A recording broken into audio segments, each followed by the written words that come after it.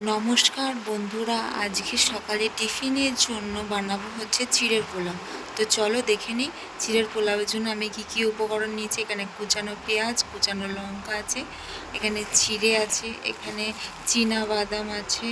তো প্রথমে আমি চিড়েটাকে ভালো করে ধুয়ে নেব, জলে ভালো করে, বেশিক্ষণ রাখবো না, নাহলে চিড়েটা নরম হয়ে যাবে। একটুখানি দিয়ে ঝরাতে দেবো ঝুড়িতে। এখানে আমি জলটা ভালো করে নিগড়ে নিচ্ছি হাতে করে।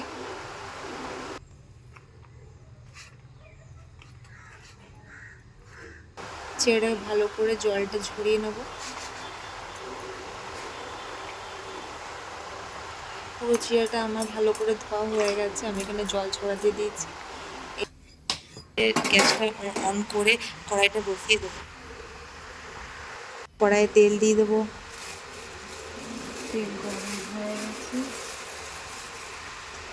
তারপরে আমি চীনা বাদামগুলো একটু ভেজে নেব।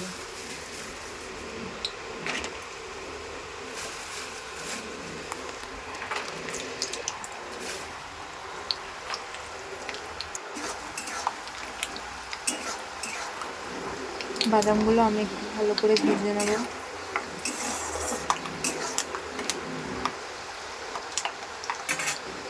বাদামগুলো আমার ভালো করে ভাজা হয়ে গেছে, এবার আমি বাদামগুলো তুলে নেব।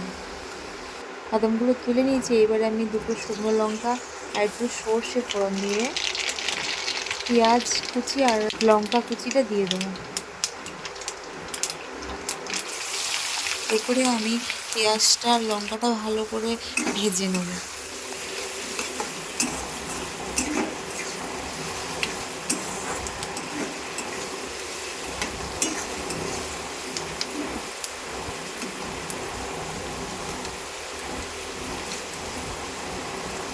পেঁয়াজটা আমার ভালো করে ভাজা হয়ে গেছে, একটু কালারটা আসলেই আমি নুন, হলুদ আর চিড়েটা দিয়ে দেবো।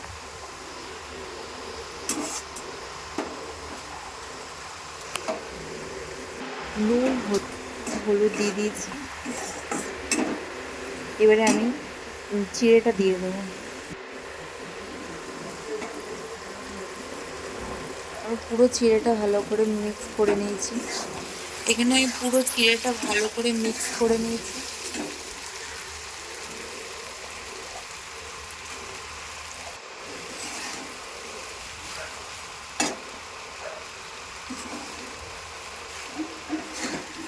চিড়েটা আমি ভালো করে মিক্স করে নেবো, যাতে নুন হলুদ দুটোই পুরো চিড়েটাতে মিক্স হয়ে যায়।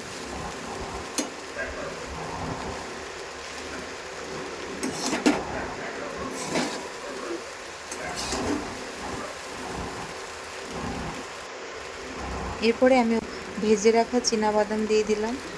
তারপরে আমি একটু অল্প সামান্য ঘি দিয়ে দেবো। অল্প সামান্য ঘি দিয়ে দিলাম। এরপরে আমি একটু চাট মশলা দিয়ে দেবো।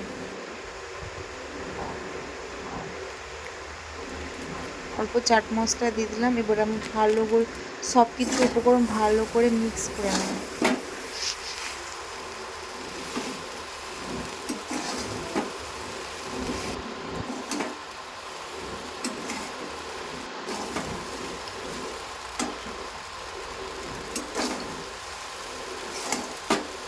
আমার চিড়েটা অলরেডি হয়েই এসছে, আমি আর 2 মিনিট রেখে নামিয়ে দেবো।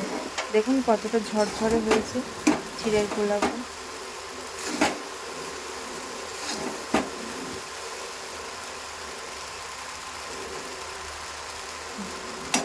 হয়ে গেছে আমার চিড়ের পোলাও রেডি।